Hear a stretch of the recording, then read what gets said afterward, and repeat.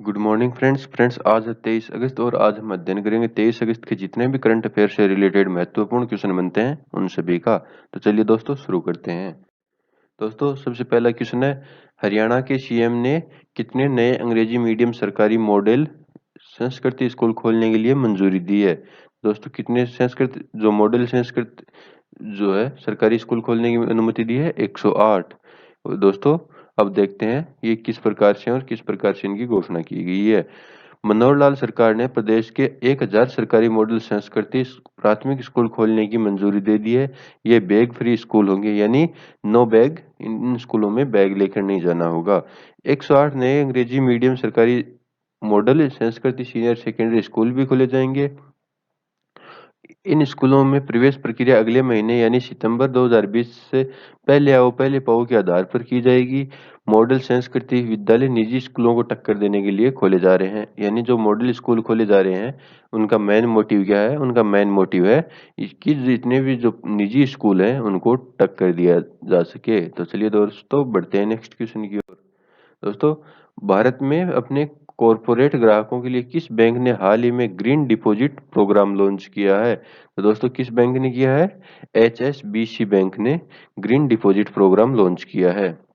दोस्तों HSBC India द्वारा green deposit programme शीर्षक कार्यक्रम शुरू किया गया है। ग्रीन डिपॉजिट प्रोग्राम को विशेष रूप से कॉरपोरेट ग्राहकों के लिए लॉन्च किया गया है। इस कार्यक्रम के तहत बैंक डिपॉजिट का उपयोग ग्रीन पहल और पर्यावरण के अनुकूल परियोजनाओं के लिए किया जाएगा।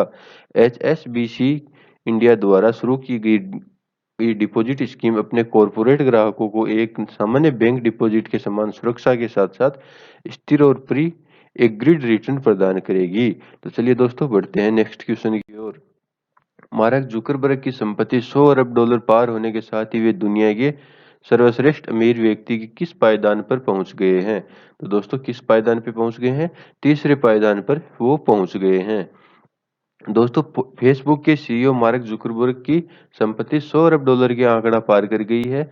अमेरिकी शेयर बाजार वॉल स्ट्रीट में आई तेजी की वजह से फेसबुक के शेयरों में भी उछाल आया है और इसकी वजह से जकरबर्ग ने नेटवर्थ में इजाफा हुआ है। सोशल नेटवर्किंग कंपनी फेसबुक के शेयर गुरुवार को 2.4% चढ़ गए। इसकी वजह से एक ही दिन में जुकरबर्ग का नेटवर्थ 2.3 अरब डॉलर बढ़ गया। उनका नेटवर्थ बढ़कर 102 अरब डॉलर तक पहुंच गया है। तो दोस्तों अब बात करते हैं फेसबुक की। दोस्तों फेसबुक की स्थापना कब होती है? फरवरी 2004 में। और दोस्तों फेसबुक के सीईओ कौन है? Mark Zuckerberg. और कब से हैं दोस्तों? 4 फरवरी 2004 से। और दोस्तों फेसबुक का हेडक्वार्टर कहाँ है? कैलिफोर्निया के अंदर। तो चलिए दोस्तों बढ़ते हैं नेक्स्ट क्वेश्चन की ओर। कौन सा राज्य एनआरए स्कोर के आधार पर है? दोस्तों ध्यान देना, एनआरए स्कोर के आधार पर राज्यों के युवाओं को सरकारी नौकरी देने का फैसला करने वाला देश का पहला राज्य बन गया है। तो दोस्तों कौन सा राज्य बन गया है? मध्य प्रदेश है वह पहला राज्य बन गया है जो एनआरए के स्कोर के आधार पर युवाओं को सरकारी नौकरी देगा। दोस्तों मध्य प्रदेश देश का पहला राज्य है जिसने एनआरए स्कोर के आधार पर राज्यों के युवाओं को सरकारी नौकरी देने का यह अभूतपूर्व निर्णय लिया है। दोस्तों राज्य के युवाओं को राज्य में सरकारी नौकरी के लिए कोई अलग से फीस नहीं देनी होगी। वे एनआरए द्वारा आयोजित परीक्षा में अपने अंकों के आधार पर नौकरी प्राप्त करेंगे। और सबसे खास बात है, इसका अन्य राज्य भी इसका अनुकरण कर सकते हैं। यानी ये भी छूट दी गई है कि जो इन्होंने अब पहल की है, जो अपनाया है ये तरीका, ये अन्य राज्य भी अपना सकते हैं। तो चलिए दोस्तों बढ़ते हैं नेक्स्ट क्वेश्चन की ओर। इससे पहले देख लेते हैं राज्यपाल कौन है? मध्य प्रदेश की आनंदीबेन पटेल। और चीफ मिनिस्टर कौन है? शिवराज सिंह चौहान। तो चलिए दोस्तों बढ़ते हैं नेक्स्ट क्वेश्चन की ओर। विश्व स्नूकर चैंपियनशिप 2020 किसने जीती? पहले तो आप देख लीजिए स्नूकर कौन सा गेम होता है। ये गेम है दोस्तों, आपने देखा होगा जो आप मोबाइल के अंदर भी खेलते हो, जो आई बॉल 8 के नाम से ऐसे कुछ आता है। ये होता है, इसमें ये जो बॉल है वो एक एक करके इन होल है इनके अंदर से पास करनी होती है। तो दोस्तों ये इस प्रकार का गेम होता है और इसकी विश्व चैंपियनशिप हुई है 2020 की, वो किसने जीती है? दोस्तों किसने जीती है? रोनी ओसुलिवान ने जो है विश्व स्नूकर चैंपियनशिप 2020 का खिताब जीता है। दोस्तों रोनी ओसुलिवान ने किरेन विल्सन को 18-8 के स्कोर से हराकर वर्ल्ड स्नूकर चैंपियनशिप 2020 जीत ली है। उन्होंने शेफील्ड के क्रिस्बल थिएटर में अपने छठे विश्व चैंपियनशिप खिताब को जीता, यानी ये उन्होंने छठे विश्व चैंपियनशिप या छठा विश्व चैंपियनशिप खिताब जीता है। और कहाँ पे जीता है दोस्तों? शेफील्ड के क्रूसबिल थिएटर के अंदर ये जीता है। तो चलिए दोस्तों बढ़ते हैं नेक्स्ट क्वेश्चन की ओर। शहीद कासिम सुलेमानी और शहीद अबू मेहदी है। तो दोस्तों ये क्या चीज है? शहीद कासिम सुलेमानी और शहीद अबू मेहदी। तो दोस्तों ये दो क्रूज मिसाइलें हैं। क्या है दोस्तों? दो क्रूज मिसाइलें। और दोस्तों पश्चिम एशिया में जारी तनाव के बीच ईरान ने सतह से सतह तक, कौन सी दोस्तों? सतह से सतह पर मारने वाली मार करने में सक्षम दो नई मिसाइलों का परीक्षण किया है। करीब 1400 किलोमीटर तक मार करने में सक्षम पहली मिसाइल का नाम ईरान ने अपने शीर्ष कमांडर के नाम शहीद कासिम सुलेमानी पर रखा है। दोस्तों शहीद कासिम सुलेमानी वो थे जो अमेरिकी मिसाइल हमले के अंदर शहीद हो गए थे। दूसरी क्रूज मिसाइल का नाम ईरान के शहीद अबू मेहदी पर रखा है। दोस्तों ये दोनों जो है ईरान के सैन्य कमांडर थे या सैन्य अधिकारी थे। ईरानी नेवी ने इस मिसाइल की रेंज करीब 1000 किलोमीटर बताई है, यानी इनकी जो रेंज है पहले 300 किलोमीटर हुआ करती थी, जो इन्होंने इनको बढ़ा के 1000 किलोमीटर कर दिया है। चलिए दोस्तों बढ़ते हैं नेक्स्ट क्वेश्चन की ओर। इससे पहले देख लेते हैं सर्वोच्च नेता कौन है दोस्तों ईरान के? अयातुल्लाह अली खुमैनी। और राष्ट्रपति कौन है? हसन रूहानी। और राजधानी कहाँ है दोस्तों ईरान की? तेहरान। ईरान की राजधानी तेहरान। तो चलिए दोस्तों बढ़ते हैं नेक्स्ट क्वेश्चन की ओर। विश्व मच्छर दिवस किस दिन को मनाया जाता है? यानी विश्व मच्छर दिवस किस दिन को मनाया जाता है?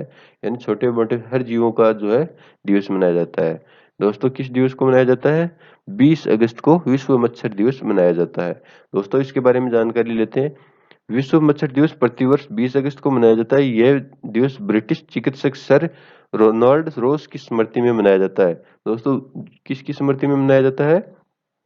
सर रोनाल्ड रोस की स्मृति में मनाया जाता है। और ये कहाँ के थे दोस्तों? ब्रिटिश के थे।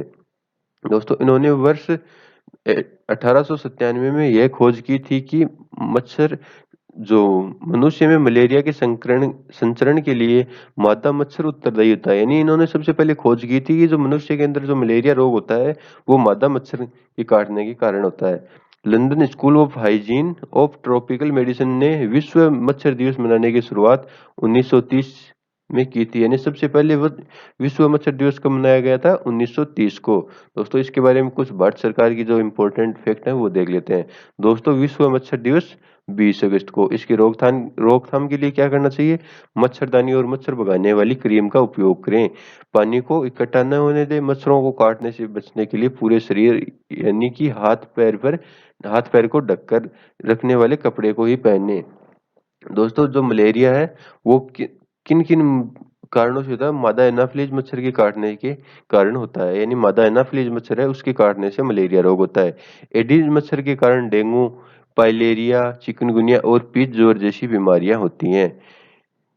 क्यूलेक्स मच्छर के कारण पाइलेरिया और जापानी इंसेफेलाइटिस जैसी बीमारियां होती हैं। तो दोस्तों ये कुछ मच्छरों की प्रजातियां थी और उनसे होने वाले रोग थे। तो चलिए दोस्तों बढ़ते हैं नेक्स्ट क्वेश्चन की ओर। तो दोस्तों नेक्स्ट क्वेश्चन है, एक संकल्प बुजुर्गों के नाम अभियान किस राज्य में चलाया जा रहा है? तो दोस्तों किस राज्य में चलाया जा रहा है? मध्य प्रदेश में है एक संकल्प बुजुर्गों के नाम अभियान चलाया जा रहा है।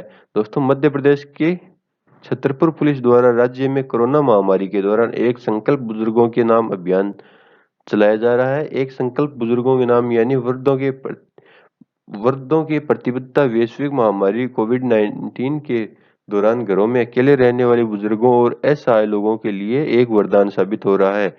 इस अभियान के तहत पुलिस द्वारा बुजुर्ग व्यक्तियों के भोजन से लेकर उनके स्वास्थ्य तक की देखभाल की जा रही है। यह अभियान मध्य प्रदेश पुलिस के आदर्श वाक्य यानी देशभक्ति जनसेवा के अनुरूप चलाया जा रहा है। यानी जो मध्य प्रदेश पुलिस है उसका ध्येय वाक्य क्या है? देशभक्ति और देशभक्ति जनसेवा, और उसी के तहत ये अभियान चलाया जा रहा है। तो चलिए दोस्तों बढ़ते हैं नेक्स्ट क्वेश्चन की ओर।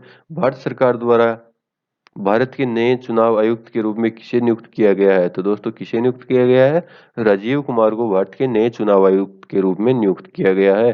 दोस्तों भारत सरकार द्वारा राजीव कुमार को भारत के नए चुनाव आयुक्त के रूप में नियुक्त किया गया है। उनकी नियुक्ति चुनाव आयुक्त का पद ग्रहण करने की तिथि से प्रभावी होगी। उनकी नियुक्ति अशोक लवासा के स्थान पे की गई है। यानी जो हाल ही में अशोक लवासा ने जो इस्तीफा देके एशियन डेवलपमेंट बैंक के उपाध्यक्ष के पद ग्रहण कर लिया था, उसके स्थान पर इनकी नियुक्ति की गई है, जिन्होंने हाल ही में अपने राष्ट्रपति को अपना इस्तीफा सौंपा था। तो चलिए दोस्तों बढ़ते हैं नेक्स्ट क्वेश्चन की ओर।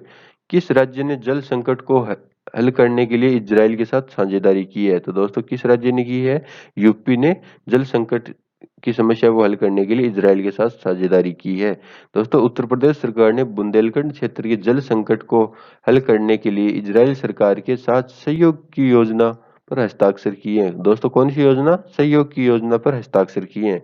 दोनों सरकारों के बीच साझेदारी बुंदेलखंड के सूखा प्रभावित क्षेत्रों में जल संकट की समस्या का समाधान करना है। यह बुंदेलखंड जैसे पानी की कमी वाले क्षेत्रों के लिए नवीनतम कृषि प्रौद्योगिकी जैसी ड्रिप सिंचाई से क्षेत्रीय किसानों की सहायता करेगा। तो दोस्तों अब बात करते हैं उत्तर प्रदेश के मुख्यमंत्री कौन है? आप सब जानते हैं, योगी आदित्यनाथ। राज्यपाल कौन है दोस्तों? आनंदीबेन पटेल। और इजराइल के प्रधानमंत्री बेंजामिन नेतन्याहू। तो दोस्तों बेंजामिन नेतन्याहू उनके मोदी जी के साथ भी संपर्क अच्छे हैं। चलिए दोस्तों अब बात करते हैं हमारी नेक्स्ट सीरीज करंट फायर के बारे में। दोस्तों कोझिकोड के कोझिकोड के भारतीय प्रबंधन संस्था आईआईएम के द्वारा स्विट्जरलैंड के हेल्प लॉजिस्टिक के साथ एक समझौता ज्ञापन पर या एमओयू पर हस्ताक्षर किए गए हैं। दोस्तों भारतीय तट रक्षक बल ने सूरत गुजरात में एक इंटरसेप्टर नाव जिसे आईसीजीएस सी 454 का जलावरण किया है। इंटरसेप्टर बोट आईसीजीएस सी 454 का निर्माण लार्सन एंड ट्रूबो द्वारा किया गया है। दोस्तों ये जो है तट रक्षक बल द्वारा किया गया है इसका, और ये सूरत गुजरात में एक इंटरसेप्टर नाव है जिसका सूरत गुजरात के अंदर ये कार्य करेगी। और दोस्तों इसका नाम क्या है? आईसीजीएस सी 454 है। दोस्तों आपके सामने क्वेश्चन इस प्रकार भी बन सकता है कि हाल ही में चर्चा में रहा आईसीजीएस सी 454 क्या है, या फिर इसका संबंध किससे है? तो चलिए दोस्तों बढ़ते हैं आगे। दोस्तों सरकार ने राष्ट्रीय खेल पुरस्कार 2020 का ऐलान कर दिया है, और ये 29 अगस्त 2020 को राष्ट्रपति भवन में प्रदान किए जाएंगे। और 29 अगस्त 2020 को हम क्या मनाएंगे, या कौन सा दिवस मनाते हैं 29 अगस्त को हर साल? तो दोस्तों आप मुझे कमेंट बॉक्स में बताना। ईरान ने सतह से सतह तक मार करने में सक्षम दो नई मिसाइलों का परीक्षण किया है, जिसकी हम चर्चा कर चुके हैं। आईआईटी खड़गपुर ने नेशनल एजुकेशन पॉलिसी 2020 को अपनाते हुए क्लासिकल एंड फोक आर्ट अकादमी की शुरुआत की है। भारतीय प्रतिस्पर्धा आयोग ने सीमेंट लिमिटेड द्वारा सी&एस इलेक्ट्रिक लिमिटेड के प्रस्तावित अधिग्रहण को अपनी मंजूरी दे दी है। तो इसके बाद दोस्तों संयुक्त राष्ट्र द्वारा हर साल 21 अगस्त को आतंकवादियों के पीड़ितों की याद और श्रद्धांजलि देने के लिए अंतर्राष्ट्रीय दिवस के रूप में मनाया जाता है। यानी जो 21 अगस्त है उसे आतंकवाद के लिए जो पीड़ित हैं उनको स्मरण के रूप में याद किया जाता है या मनाया जाता है। तो दोस्तों आज की इस वीडियो में बस इतना ही, मिलते हैं नेक्स्ट वीडियो में, तब तक के लिए गुड बाय, जय हिंद जय भारत।